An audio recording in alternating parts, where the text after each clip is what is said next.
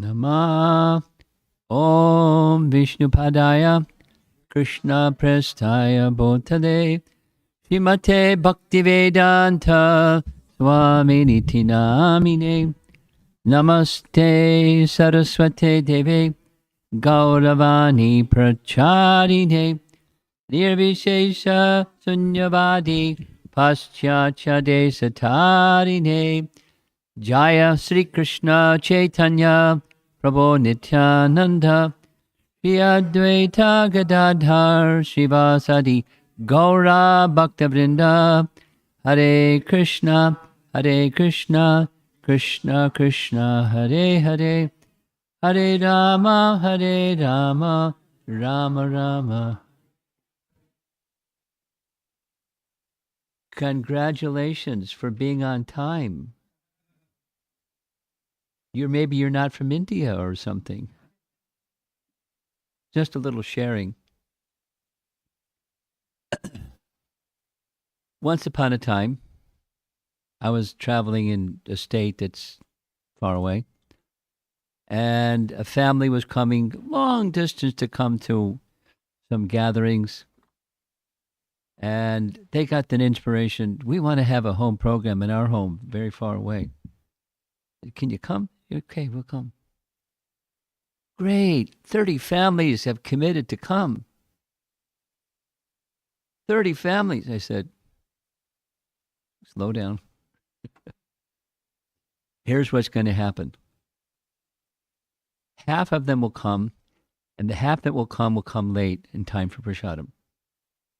Oh, no, 30 families, they promised, their friends. Sure enough, when it was time for the program to begin, it was just the regulars from some distance, another place, and there was none of their guests. And then the half of them came in time for Prasadam. It's just India Standard Time. But you're different. Congratulations. I'm impressed somehow. And my discipline is, we say we're going to start on time, we start on time. And if people don't come, they don't come. If they come late, they come late. We're just going to start on time. So I'm impressed.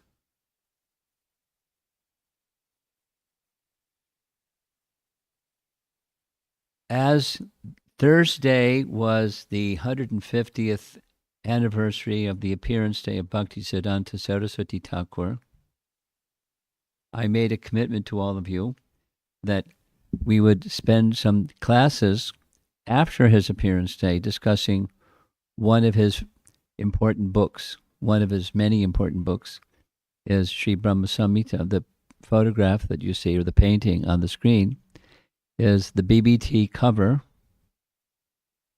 indicating there's Lord Brahma at a time of creation when there wasn't any creation yet. And he's sitting on his lotus, pretty small lotus, and he's wondering what to do. So he is very intelligent. He saw the lotus. He deducted, there's a stem to the lotus. If I climb down the stem, I'll find out where I came from. So he climbed down the stem, and he climbed down the stem, and climbed down the stem, and he couldn't find the end to the stem. And then he heard a sound. Tapa. Tapa. 3 times. Tapa. And he knew what that meant. So he climbed back up the stem, and he was ready for performing tapa. And the painting is showing, as he was ready to perform his tapa, he received mantra.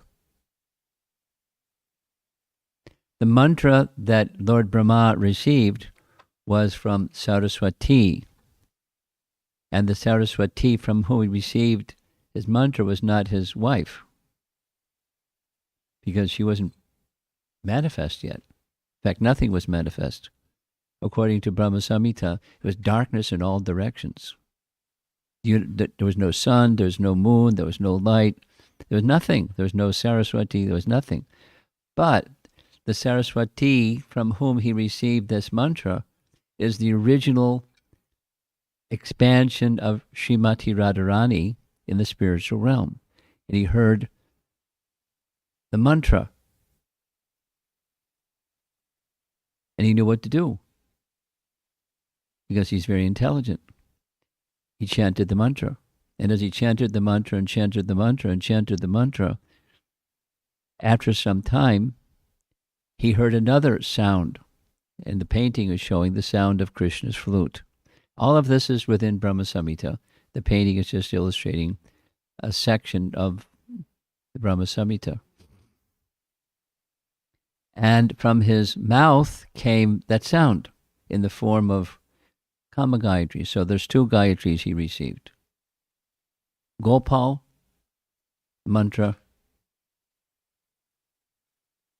and Sanatan Goswami's Brihat Bhagavatamrita, he calls it the Madan Gopal mantra.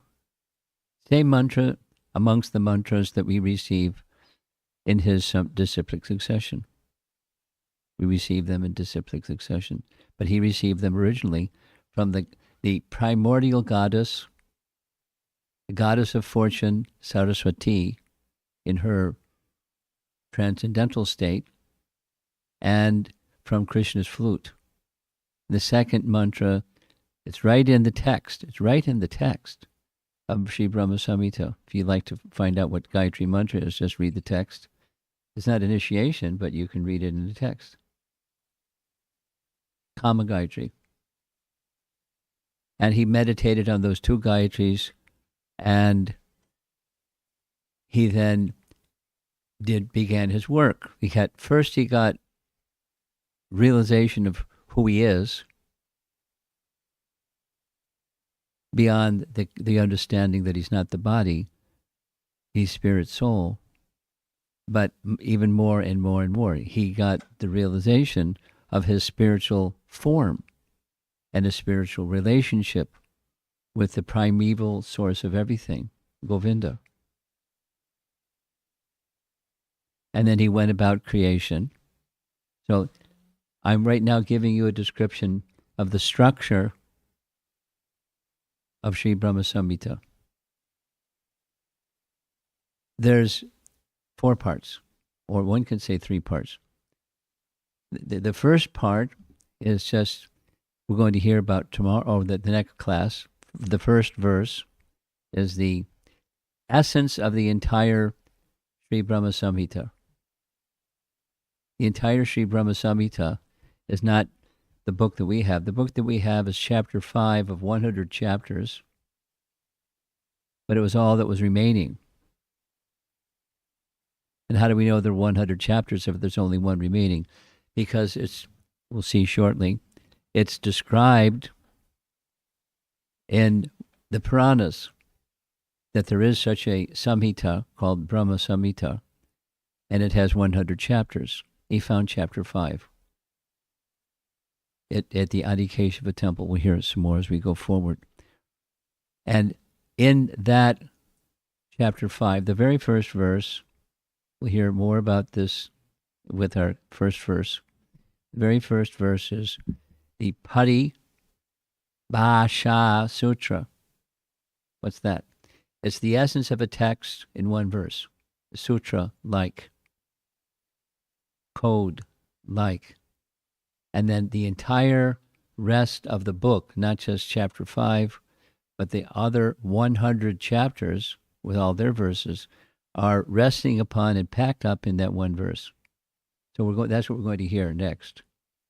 This particular session is just an introduction to Sri Brahma Samhita. And why Sri Brahma Samhita?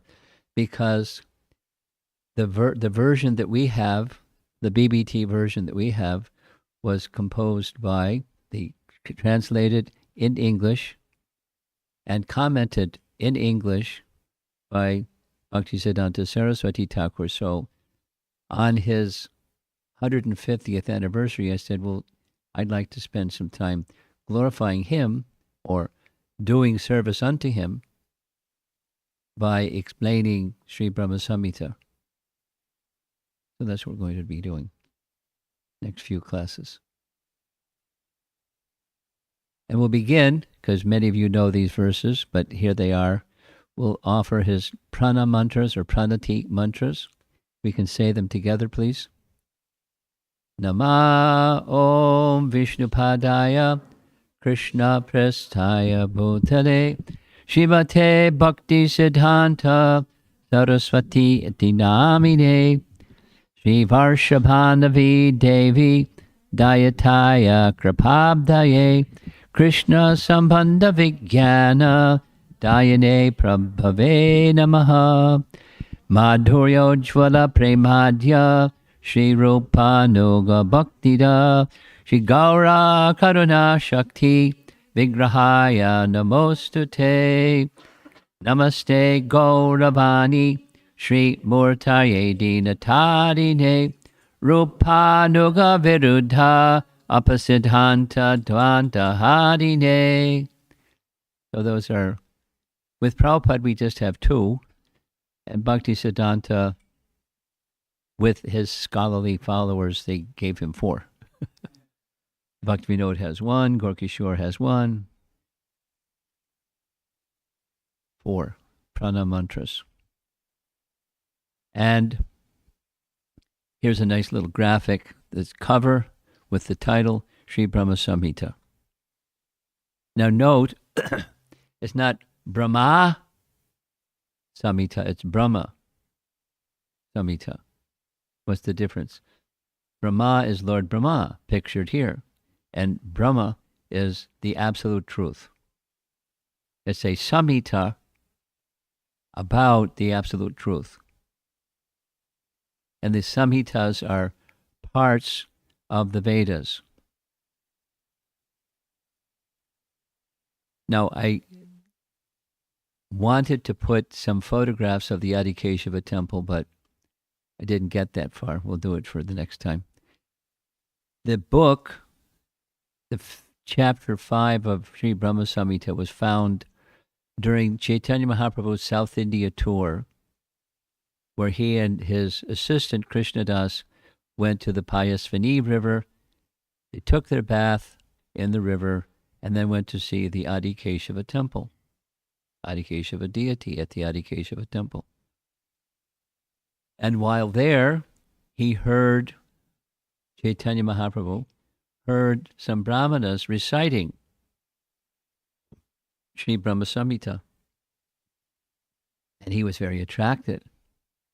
And he began, not just attracted, he began dancing in ecstasy and exhibiting symptoms of ecstasy. And they were astonished to see his ecstasy. And he was impressed or attracted, transcendently attracted to Sri Brahma Samhita. So he stayed at the temple long enough for the devotees there to provide him with a handwritten copy. They could keep the original, and he took a handwritten copy. And we find in Chaitanya Charitamrita that he kept that book and had copies made, along with Krishna Karnamrita. The Sri Brahma Samhita became two very cherished books.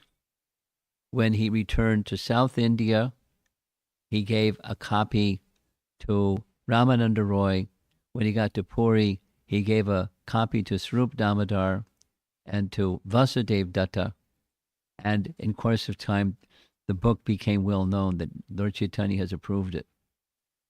And they all became familiar with its contents.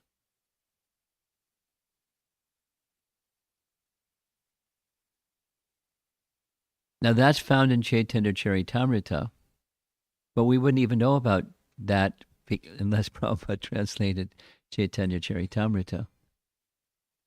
And some time passed in the Hare Krishna movement, and somebody found a copy of Sri Brahma Samhita.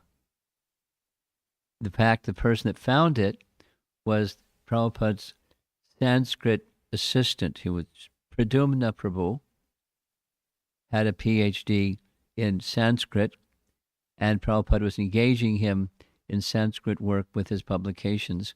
One of the primary services of Pradumna was establishing synonyms. Of course, Prabhupada had to approve everything, and he probably changed some things, but that was his Sanskrit service. So he found this book, Pradumna, found this book in a library in 1966. And he then wrote a letter to Prabhupada asking, is it okay to read the book? And Prabhupada wrote back a letter. Here's a portion of the letter. Brahma Samhita contains the highest of all spiritual knowledge. It is the gist of Srimad Bhagavatam, where everything about Krishna is perfectly described. Now, how many verses does the Srimad Bhagavatam have? 18,000. How many verses does Sri Brahma Samhita have? 62. So it's a synopsis or gist. And we'll hear shortly what are those items within this gist of Brahma Samhita, but it's packed. It's packed. The rest of Prabhupada's letter goes, not the rest, but one who reads Brahma Samhita very carefully and scrutinizingly can understand everything of Krishna without any fault. I recommend, therefore, that all my students read Brahma Samhita very carefully, especially because it was translated personally by my spiritual master Srimad Bhaktisiddhanta Saraswati Goswami Maharaj, Prabhupada to Pradumna. So it's good for us to learn this book. However, the book, if you've read the book, or had read any of Bhaktisiddhanta's writings, his language is really high. The concepts aren't bewildering, but his language is. Although English wasn't his first language, he's just that kind of a personality. He had very interesting command of the English.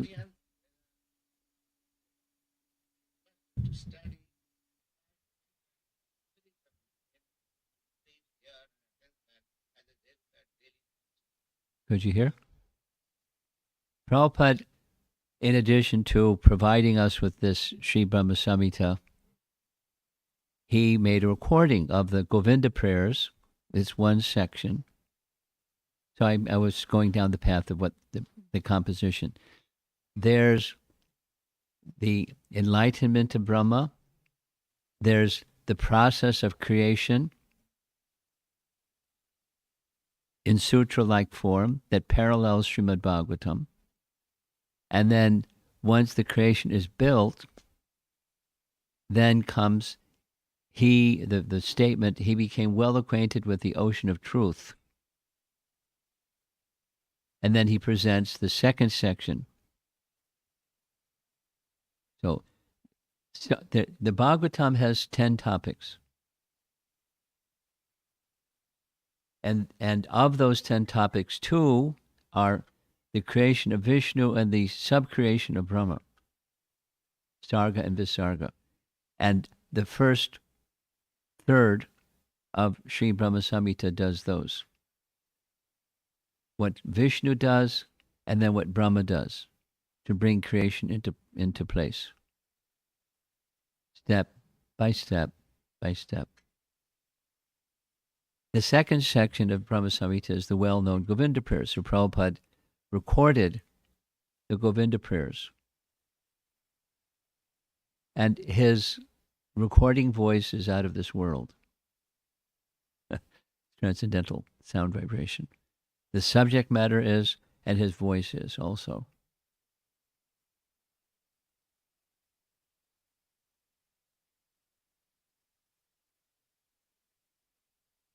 Here's a little Prabhupada story, right in the midst of this.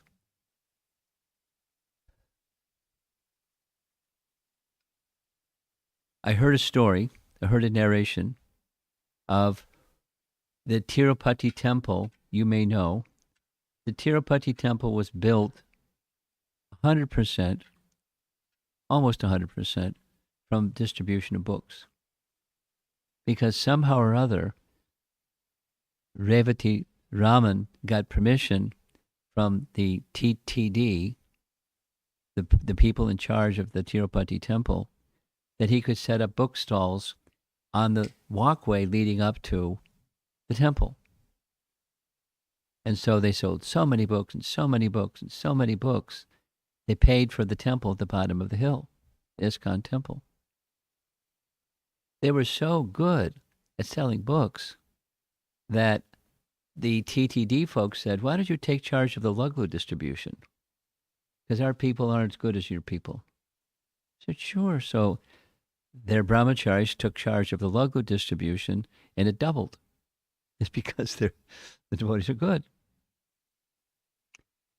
So the story was, one day there was a man who was staring at the bookstall. Didn't say anything, staring at the bookstall. And one of the devotees thought, the man's a thief. He's looking for a chance to steal. So he left behind the booth and went out to confront the man in like a confrontational mood. I don't know what he said. But another devotee saw him do that. And the other devotee that saw him do that went and said, what are you doing? This man's a celebrity. He's a musician, so-and-so and so-and-so, well-known, Karnataka celebrity in music. And so the devotee that knew him went and said, my apologies. And this fellow thought because you were just standing there looking in a very concentrated way that you didn't have a good intention. And the man said, if I said his name, you'd go like, wow. The man said, I was just entranced by the voice of the person whose singing you were amplifying. It was Prabhupada's voice. Not singing Hare Krishna, but other things, just being broadcast by, not a big loudspeaker, but a little speaking system. And he was lost in hearing, he said to the devotees, this personality is from another realm. I'm so charmed. You have other recordings. He wanted to purchase recordings of Prabhupada's voice. Does anybody know who I'm talking about? What's the name? Say it louder so everyone can hear you.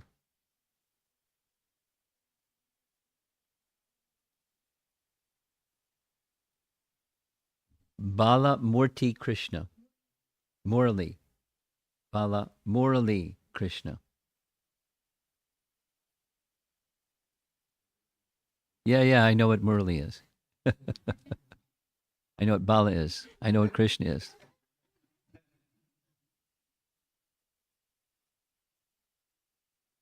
But I don't know the person. But some of you do. So Prabhupada, way back when, like, in the late 60s, before ISKCON was booming, he went to a recording studio and made a recording of his singing the Brahma Samhita, the Govinda prayers. And at the end of the Govinda prayers, there's the final part of Sri Brahma Samhita. It's a very important, very relevant section for all of us, last 5-6 verses. Brahma asks Krishna a question. Question is, I experienced all these amazing realizations, but now I'm going to have to go build the universe. And how am I going to remember all these wonderful realizations while I'm building the universe? Like I had good sadhana this morning. Now I got to go to the office and do my work. How do I keep Krishna the center while I'm going to the office and doing my work? Good question, isn't it?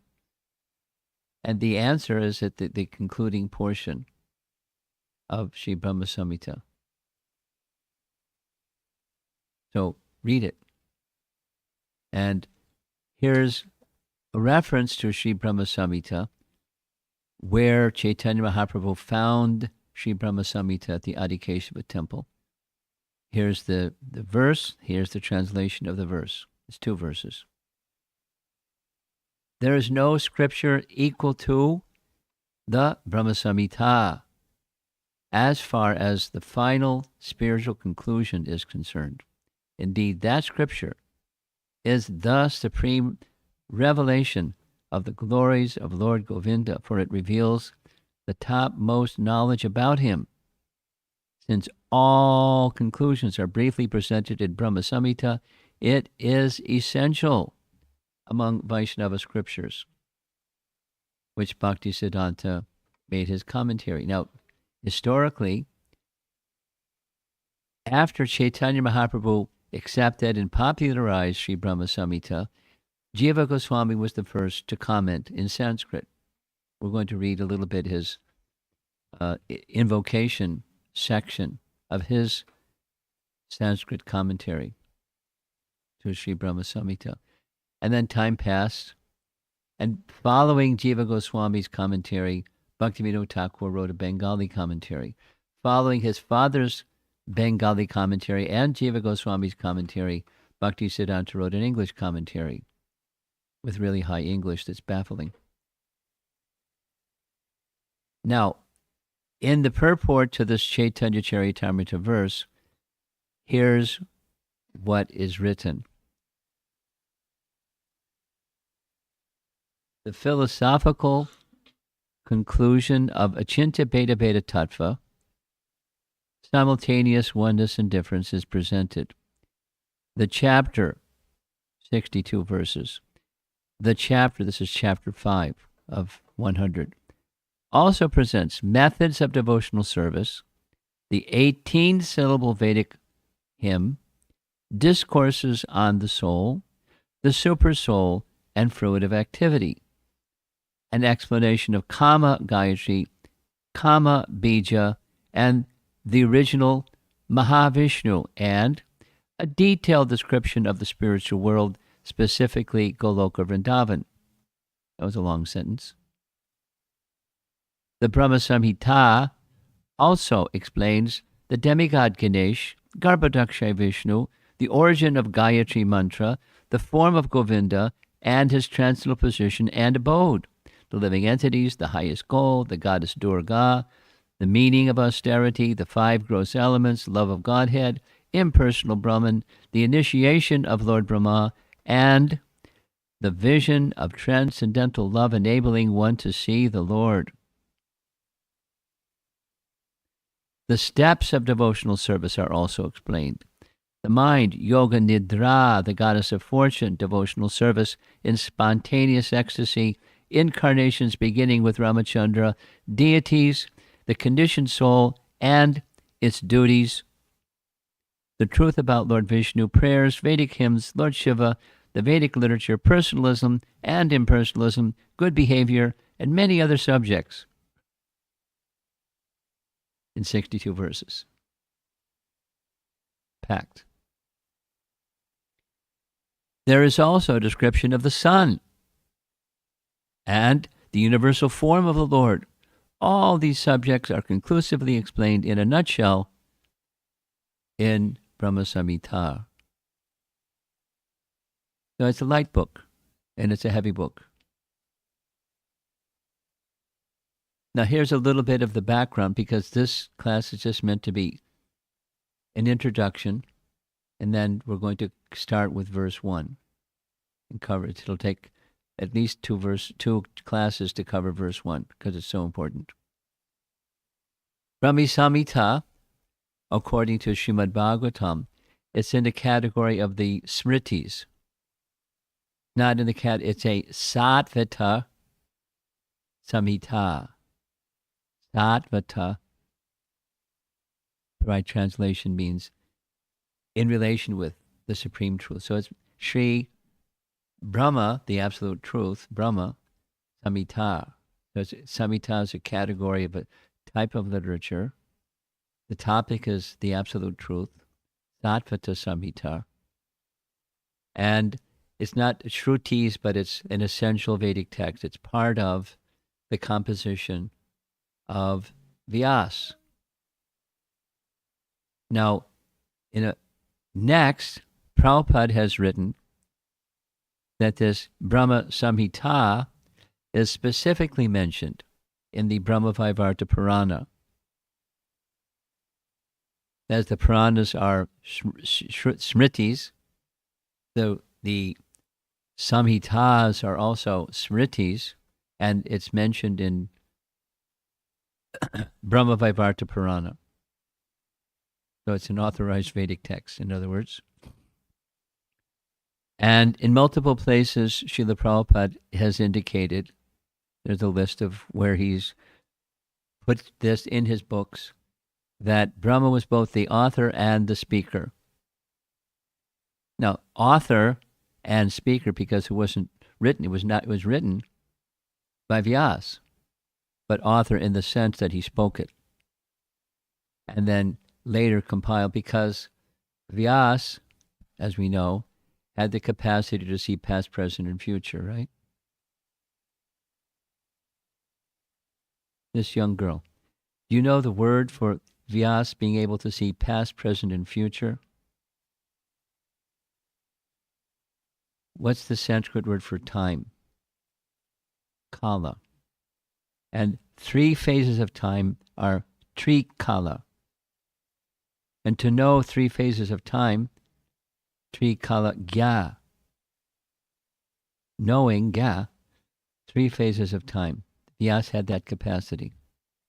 We don't know what's going on right now perfectly, because we're imperfect beings. But Vyas wasn't a imperfect; he was a perfect, and his knowing perfectly was past, present, future. He could look at the past and know perfectly. He can look in the future. He can know perfectly. He can look at the present, know perfectly.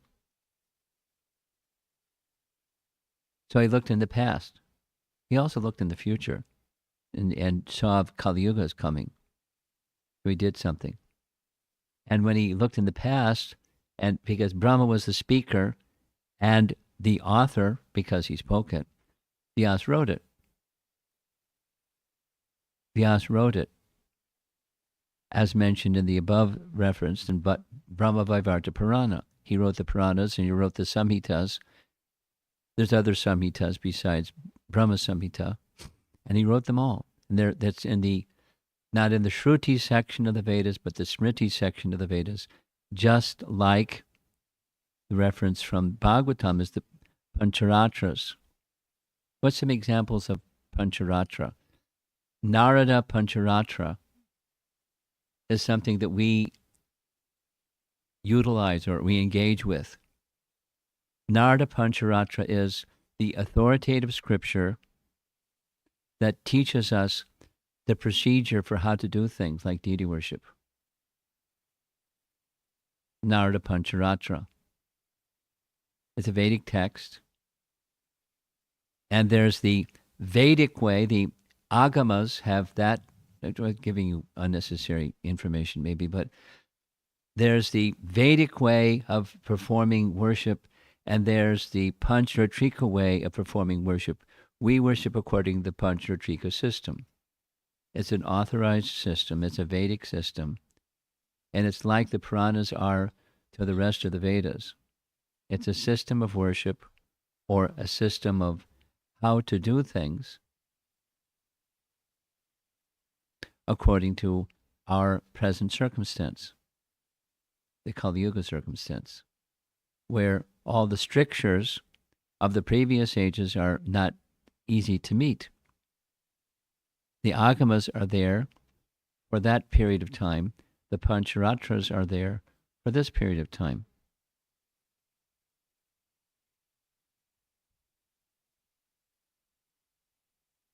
For example, many of you know the 6 Goswamis. And amongst the 6 Goswamis, one of the 6 Goswamis was the eldest. The eldest of the 6 Goswamis was who?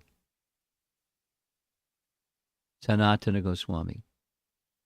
So one of the compositions of Sanatana Goswami was Hari Bhakti Vilas. Hari Bhakti Vilas. It's a text, essentially, it's a how-to manual, how to do everything. How to observe Ekadasi, how to observe Janmashtami, what are the procedures for taking sannyas, how to worship the deity, how to live the life of a Vaishnav according to the Pancharatras, because it's drawn from that source of literature. And he just compiled it with the essential assistance from Gopal Bhatta Goswami. He's one of the 6 Goswamis, Gopal Bhatta Goswami.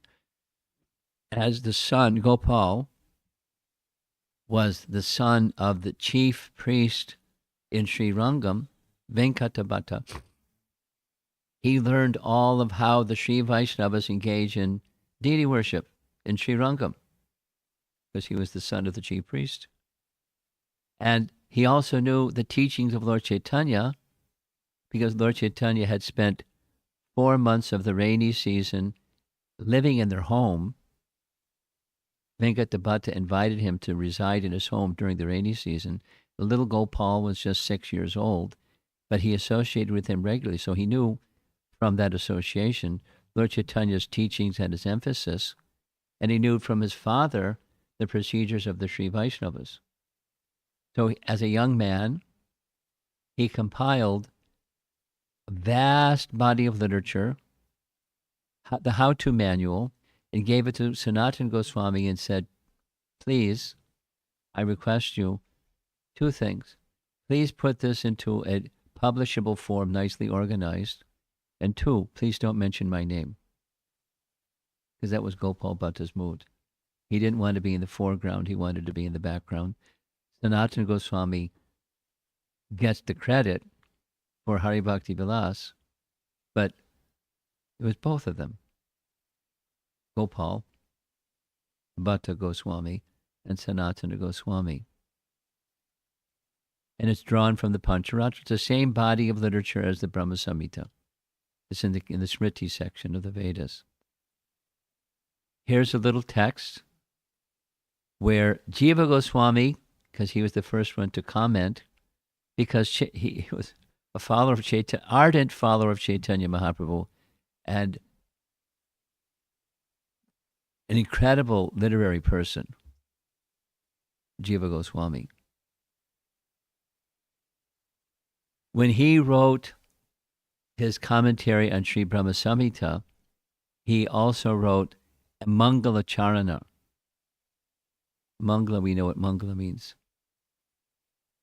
Just like Mangalarti, auspicious arti. Mangala Charana, the verses creating auspiciousness. You're going to sit in the front row, you're going to have to be really patient and listen. Can you do that? You sure? I'm going to check you out. Make sure you're patient and you listen. Okay. Here's Jiva Goswami's Mangala Charana, translated in English. Within my heart, I worship the splendor of Lord Krishna's transcendental form. I desire that by Lord Krishna's mercy, I will be able to explain the verses of Brahma Samhita. It should be with a short A, not a long A. Although the Brahma Samhita is a very difficult book, the commentaries of the sages have made it easy to understand. Now, what were those commentaries of the sages? Because Jiva Goswami wrote the first commentary, at least in the line of Chaitanya Mahaprabhu. He's saying that some commentaries means from other disciplic successions than Chaitanya Mahaprabhu, there were commentaries. He doesn't say who they are, who the authors, where can you get a copy in your library, or didn't say.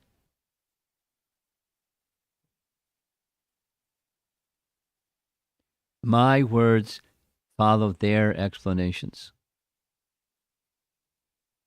Although the Brahma Samhita contains 100 chapters, because this chapter briefly describes Lord Krishna's transcendental form, it is the best. Plus, where's the other 99? No indication. The same transcendental sweetness the pure-hearted devotees see in Srimad Bhagavatam and other Vaishnava Shastras is also present in the Brahma Samhita. For this reason, my heart is now happy. After due reflection, in this book, I have lightly touched on the same topics more elaborately explained in my Sri Krishna Sandarbha. That's our last slide for this, our time together just now. So now we have a third of the 6 Goswamis. Sanatana Goswami, Gopal Bhatta Goswami, and Jiva Goswami. Jiva Goswami was the most prolific.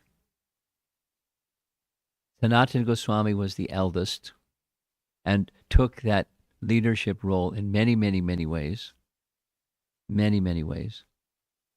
And there's Jiva Goswami, Gopal, Jiva, and Sanatana Goswami. So, one of the things that Jiva Goswami did, in essence, he wrote 3 different commentaries on Srimad Bhagavatam. That's a lot. And one of them was a verse by verse like Prabhupada did.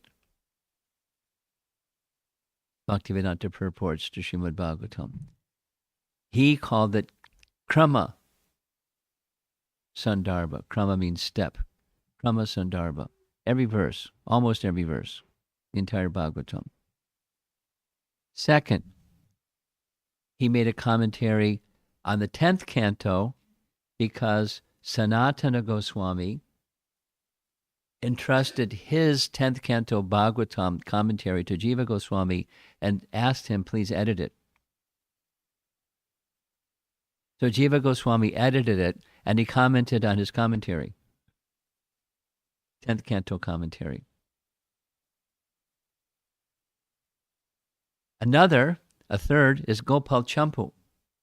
Gopal Champu is a different category of literature than a commentary per se. It's a champu. And he wrote a book. One of his books was how to write a champu. Then he wrote a champu about Gopal, which is essentially a commentary on Srimad Bhagavatam in Vrindavan and outside Vrindavan. Krishna's pastimes. Like 10th canto commentary, called it a champu, Gopal champu. And then the Magnus Opus, the big one, was 6 parts called Sandarbhas, which he's making reference to here. And one of those 6 was Krishna Sandarbha.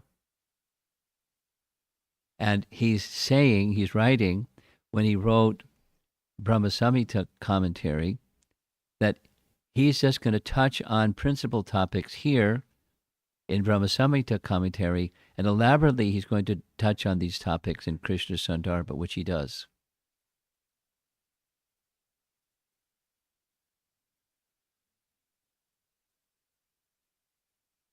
Now, some of you may have been with us when we were observing the 150th anniversary celebration of Bhaktisiddhanta, and I shared something on a personal note, and I'm going to end with this. When I was a college kid, the first literature I got was an article by Bhaktisiddhanta that was printed in the Back to Godhead magazine. And the details I already said, but reading it left me in awe of Bhaktisiddhanta. Like, it took me 3 hours to read the article because the language was so elevated. I had to have a dictionary, look up every 4th word and stuff like that. But his association helped me experience a consciousness that I had never experienced before.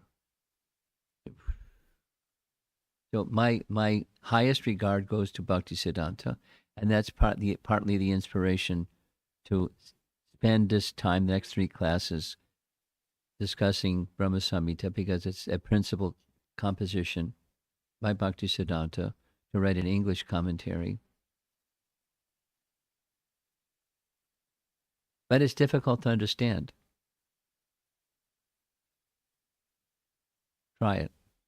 It's difficult to understand. His language is difficult to understand. The concepts aren't so difficult. His language is difficult. So I decided I would like to make a readable, intelligible, expanded commentary on his commentary.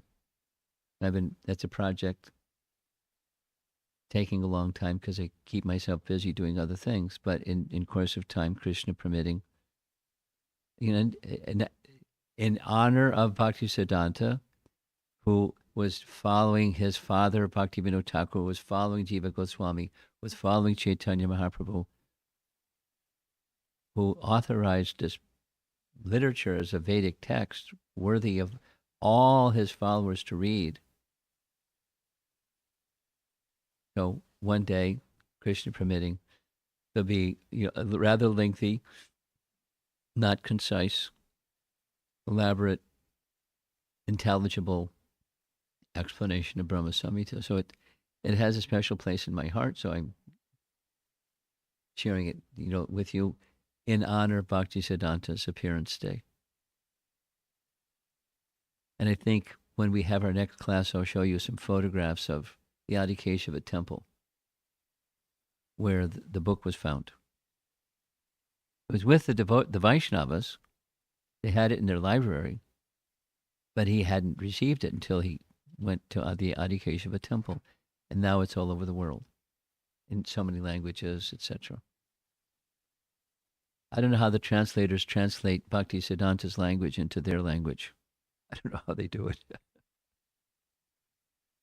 Somehow they do it. So there's an introduction. And then our next class will be verse 1.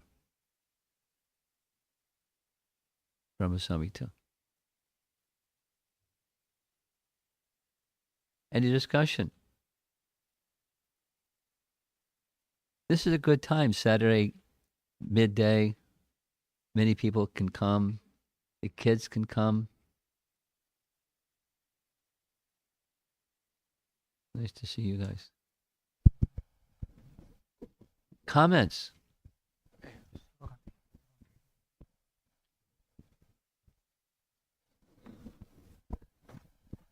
This young man gets some service. You did this the other day too, right? Yes?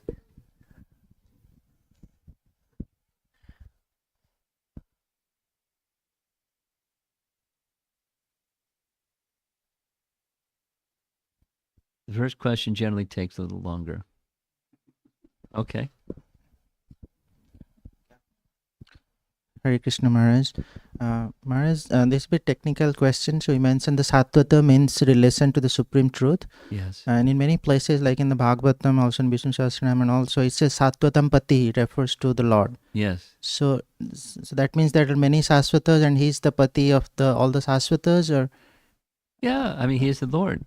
He's the Lord of Lords. But Sasvata, if that word itself means absolute truth, then how can it be? So it seems a bit contradictory. No, he's the Lord of Lords. There's Lords and he's the Lord of Lords. So that's like supreme absolute truth. Yeah, that's how. Yes. Yes. There's Ishvara, there's Parameshvara. And Ishvara. So let's say Vishnu. He's Ishvara. And he has a Lord. Bhagavan. It's like that. Don't get stuck.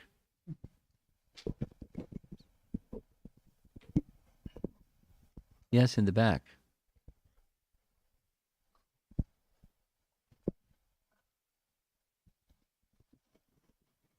Hare Krishna Guru Maharaj. It's a clarification question. So, You mentioned that Brahma Samhita is a Shruti. It comes under Samhita section of Vedas. Vedas are eternal, Vedas are eternal. eternal. And this, my understanding, is spoken by Brahma before he started the creation, That's right. after he did the tapa and chanted Gayatri. Right, no problem. So he was empowered and he chanted this beautiful Samhita. Right, So I'm trying to understand. And then No problem. Vyasadeva wrote it. no problem. Let me ask you, is Bhagavad Gita eternal? Wait a minute. He spoke Bhagavad Gita to Arjuna on the battlefield of Kurukshetra. So how's it eternal? Some different context, same question. Brahma spoke. It's eternal. Is that a problem? Does that solve the problem? Yes, Guru Maharaj. So So Krishna says to Arjuna, the knowledge was lost. I spoke to the sun god. So where did it exist before he spoke to the sun god Vivaswan? It's eternal. The truths that he spoke are eternal. Same. Like that. thank you, Guru Maharaj. I'm appreciating that Samhita, which is spoken even before the creation starts, we are able to access it now by the mercy of. Is that a problem? No, I'm Okay. just appreciating. So, thank you, Guru Maharaj. Okay.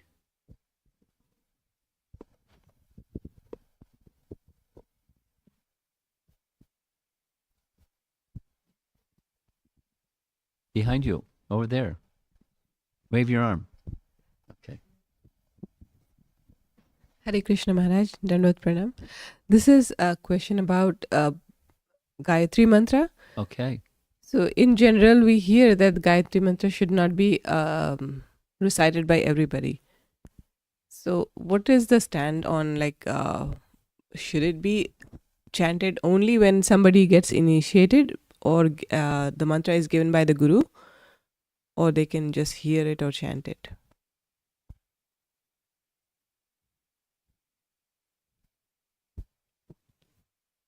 Three things.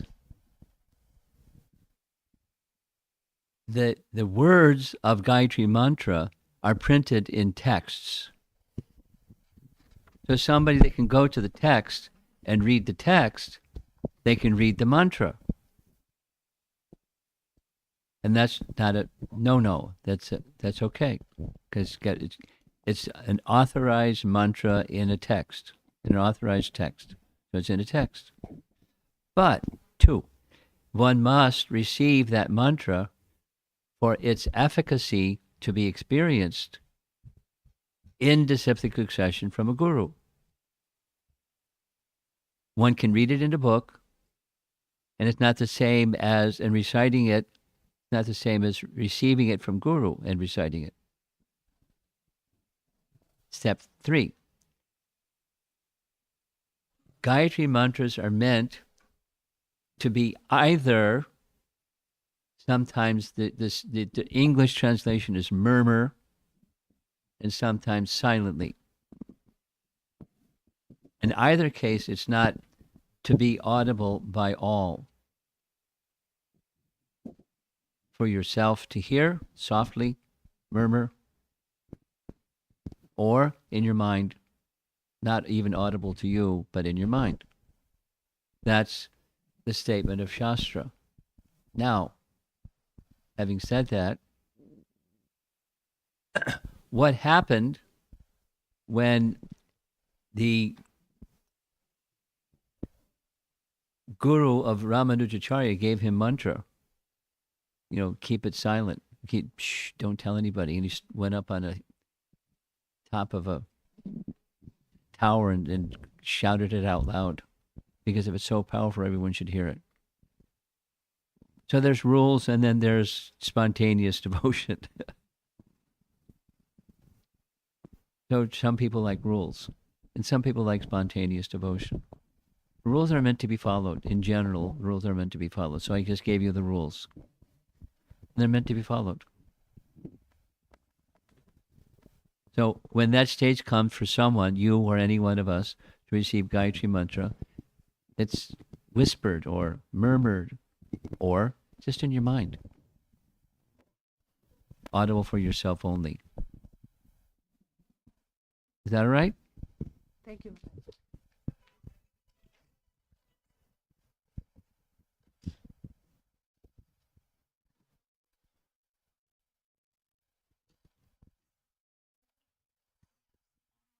Okay, let's go online. This question is by Shrida Das.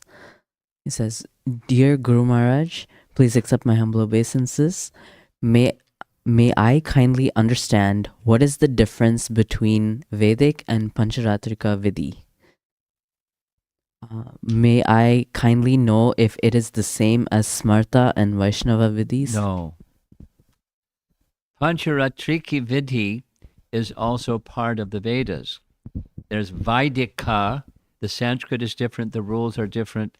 The Pancharatras is Vedic, and the Sanskrit is different, the rules are different, but they're part of the Vedas for time and place. They're both Vedic. And Smarta is another term altogether. It's not Vedic. They're Brahmins that claim to be Brahmins but aren't really Brahmins, and they're Smartas. And they do other things besides follow either the Vaidika or the Pancharatrika systems.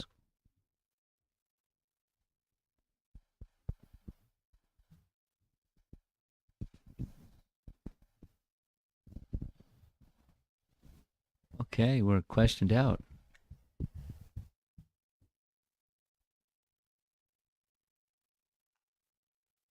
Okay, so we'll see you again for text 1 of Sri Brahma Samhita. And I'm going to have some additional images, the Adikeshava temple and some nice photographs of Bhaktisiddhanta. Let's borrow from what we did on Thursday. And then we'll start with text 1. Srila Prabhupada ki, Srila Bhaktisiddhanta Saraswati Thakur ki, Gaur Premanandi.